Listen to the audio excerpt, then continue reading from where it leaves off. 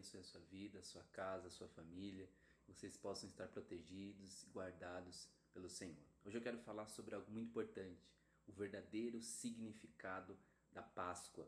Quero ler um texto com você no livro de Êxodo, no capítulo 12, a partir do versículo 21, onde diz assim: Então Moisés convocou todas as autoridades de Israel e lhes disse: Escolha um cordeiro ou um cabrito para cada família. Sacrifique-no para celebrar a Páscoa.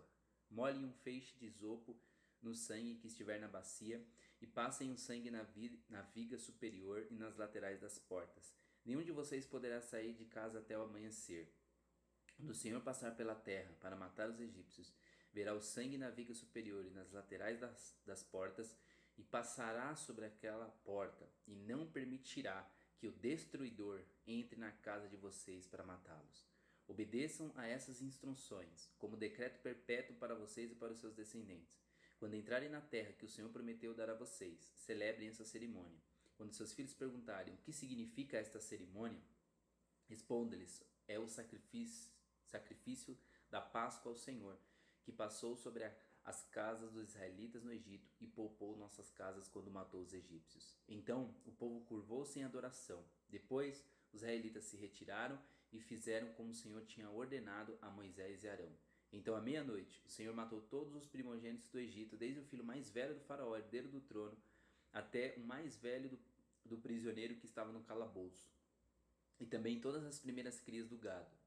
No meio da noite, o faraó, todos os seus conselheiros e todos os egípcios se levantaram, e houve grande pranto no Egito, pois não havia nenhuma casa em que não estivesse um morto. Bom, na mesma noite em que foi uma noite de morte para o Egito, foi uma noite de libertação para o povo de Israel. De um lado estavam aqueles que estavam debaixo do juízo, do outro lado estavam aqueles que estavam sendo salvos. A diferença entre o juízo e o livramento estava no sangue do cordeiro que estava nas portas. Foram 430 anos de escravidão, quando então Deus resolve ouvir o clamor do seu povo e envia um mensageiro, um libertador, com uma mensagem: liberte o povo. Faraó endureceu o coração quando nós lemos e ainda mais oprimiu o povo de Israel. Deus enviou 10 pragas para o Egito como um sinal de juízo contra aquela nação. E por último, Deus então resolve enviar a maior praga, que foi a morte de todos os primogênitos. A morte passaria à meia-noite sobre todos os primogênitos, pobres, ricos, velhos, crianças, escravos, o próprio faraó. E o único meio para a salvação era o sangue do cordeiro nas portas. Então, qual é a verdadeira mensagem da Páscoa? Em primeiro lugar, a Páscoa ela marca um novo começo para o povo de Deus. O sacrifício da Páscoa inaugura um novo calendário. Era o começo de uma nova vida para o povo de Deus. Naquele momento eles estavam deixando a escravidão para viver uma vida de peregrinação em rumo à terra prometida. Então a Páscoa é um memorial, de que a escravidão estava acabando, se findando, e começava uma nova vida para o povo. O mundo pensa que quando uma pessoa se converte, então ela perde a vida. Mas na verdade, quando uma pessoa se converte, ela não perde a vida, não é o fim da sua vida. Quando uma pessoa se converte, é o fim da escravidão dela. Então ser cristão é deixar o Egito e começar a caminhar em uma nova vida em Cristo. Em 2 Coríntios capítulo 5, versículo 17 diz: quando alguém está em Cristo, torna-se uma pessoa totalmente nova por dentro. Já não é mais a mesma pessoa. As coisas antigas já passaram e teve início uma nova vida. Em segundo lugar, a Páscoa ela também revela o projeto de Deus para a família. Por quê? Porque a família está no centro do coração, no centro da vontade de Deus. A família precisava celebrar a Páscoa juntos, alimentar-se juntos, pois a família precisa estar debaixo do sangue do Cordeiro. A sua família, a minha família, precisa estar debaixo do sangue do Cordeiro. A salvação da família exige muito zelo, muito cuidado.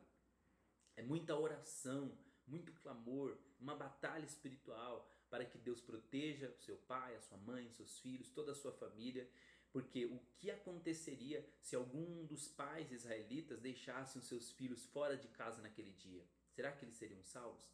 A confiança na palavra de Deus é fundamental.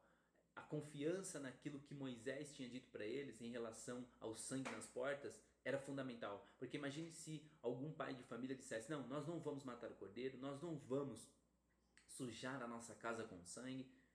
Eles seriam salvos? Com certeza não. Porque quem creu foi salvo. Quem não creu não foi salvo.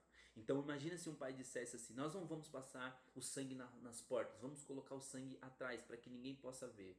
Não, aqueles que se envergonham do sangue do Cordeiro não podem ser salvos pelo sangue do Cordeiro. O que une a igreja, o que une a nossa vida, a nossa família é o sangue do Cordeiro. O que uniu o povo de Israel foi o sangue do Cordeiro nos umbrais das portas.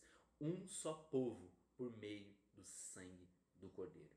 Em terceiro lugar, a Páscoa ela mostra que Deus salva o seu povo através do Cordeiro que foi morto. A pergunta de Isaac para Abraão foi: aonde está o cordeiro? Lá no livro de Gênesis. Abraão respondeu: Deus proverá. A provisão de Deus também foi respondida por João Batista, lá no Evangelho de João, quando ele diz: eis o Cordeiro de Deus que tira o pecado do mundo. Felipe, quando acompanhava aquele eunuco em Atos 8,35, que vinha lendo Isaías 53, ele viu que na verdade era o Cordeiro de Deus que estava morrendo por nós. Paulo também diz em 1 Coríntios 5,7: livrem-se do fermento velho, para que vocês sejam uma massa nova e sem fermento, como vocês de fato são. Pois Cristo, o Cordeiro de Deus, foi sacrificado por nós. 1 Coríntios 5,7. E Pedro também nos diz em 1 Pedro 1, 18 ao 20: Deus pagou um resgate para livrar vocês do caminho que os seus antepassados tentaram seguir para chegar ao céu. E o resgate que ele pagou não foi simples ouro ou prata, como vocês sabem muito bem, mas foi o precioso sangue de Cristo, como de um cordeiro sem defeito e sem mancha. Deus o escolheu para esse propósito muito antes da criação do mundo, mas ele manifestou isso publicamente nesses últimos dias como uma bênção para vocês. 1 Pedro 1, 18 ao 20. Não foi prata, não foi ouro, foi o sangue de Cristo que nos comprou e que nos libertou. Então o cordeiro precisava ser sem defeito. Jesus é o cordeiro perfeito. Ele é o filho amado do Pai, em quem o Pai tem todo o prazer. Ele foi obediente, como diz lá em Filipenses, até a morte e morte de cruz. O cordeiro da Páscoa é o cordeiro que foi morto. É a morte de Cristo que nos traz salvação. Porque a Bíblia diz em Hebreus 9:22 que sem derramamento de sangue não há remissão de pecados. Então Jesus foi o nosso substituto. Ele morreu em nosso lugar. Na verdade, ele morreu, a nossa morte. O cordeiro da Páscoa é o cordeiro do sangue aplicado nas portas. Não basta saber que o cordeiro foi morto. Não é também o sangue do cordeiro que nos livra, mas o sangue do cordeiro aplicado nas portas. Então Deus disse: quando eu vir o sangue, então o sangue precisa estar aplicado na porta, o sangue precisa estar aplicado na minha vida e na sua vida. Por quê? Porque a salvação é algo pessoal. Lá em Gálatas 2:22, Paulo diz: já não vivo eu, mas Cristo vive em mim. Cristo vive em mim, e esse viver que vivo pela fé no Filho de Deus que me amou e a si mesmo se entregou por mim. A salvação é individual. O sinal do sangue é um sinal de distinção, é um sinal que separava o povo de Deus dos israelitas, do povo do Egito. O que distinguia os egípcios dos israelitas naquela noite, era o sangue. Na verdade, só existem duas categorias de pessoas: aquelas que pertencem aos que foram comprados pelo sangue e aqueles que ainda estão debaixo dos seus pecados. O que vai importar naquele dia não vai ser as suas obras, não vai ser a sua religião, os seus méritos, os seus dons, mas se você está ou não debaixo do sangue do Cordeiro. O sinal do sangue é um sinal de salvação. O anjo da morte via o sangue na porta e ele não podia entrar, pois o sangue já dizia: aqui foi realizado o juízo já, aqui a obra foi feita, foi completa. completa, consumada. Só o sangue do Cordeiro é que tinha que retinha a espada do juízo que veio sobre aquela nação. O sangue, ele também é um sinal de segurança. O centro do cristianismo é a cruz e o significado da cruz é substituição. Jesus morreu no meu lugar.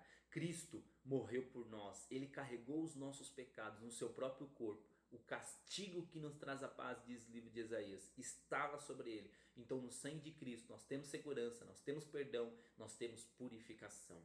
Aqueles que são salvos pelo sangue do Cordeiro, eles também precisam se alimentar do Cordeiro, porque o Cordeiro era o alimento deles naquele dia. Então, o sangue nos livra da morte, nos livra do pecado, mas o Cordeiro é que nos alimenta. Jesus nos alimenta, Ele nos sustenta rumo a Canaã celestial. Cristo é o nosso alimento. A Bíblia diz, Jesus diz, aquele que de mim se alimenta, ele viverá por mim.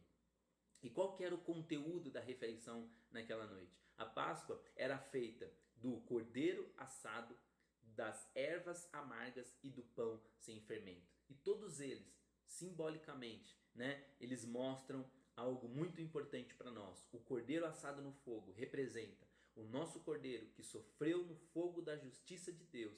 Cristo foi ferido e foi moído lá naquela cruz por mim e por você. As ervas amargas representam o sofrimento que eles deixaram no Egito e das provas, das lutas que eles ainda teriam pela frente. E o pão sem fermento, ele fala sobre um símbolo de impureza, de pecado oculto, de falso ensino, como lá em Mateus também é dito, fala sobre hipocrisia, uma vida pecaminosa. Então o fermento, ele é símbolo do pecado. Ele fica escondido, trabalha silenciosamente, secretamente, espalha-se, polui e faz com que a massa cresça, se ensoberbeça. Então nós temos que nos livrar do fermento do pecado. Nós temos que nos livrar do pecado. Naquela noite eles não podiam levar fermento. Eles teriam que comer pão sem fermento. E o fermento simboliza o pecado.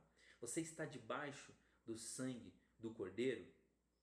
A conclusão que eu quero chegar com você é que a Páscoa, ela deve nos lembrar e nos levar a uma profunda investigação, olhar para dentro de nós a fim de saber se nós realmente estamos debaixo do sangue do Cordeiro. E olhar também para os membros da nossa família para saber se eles estão ou não debaixo do sangue do Cordeiro. Por quê? Porque a Páscoa, ela deve nos lembrar um compromisso que nós temos com Deus e um compromisso que nós temos com a nossa família. Nós temos que amá-los, respeitá-los, cuidá-los, cuide dos seus filhos, cuide do seu pai, da sua mãe. A família, ela está dentro do plano e do propósito de Deus.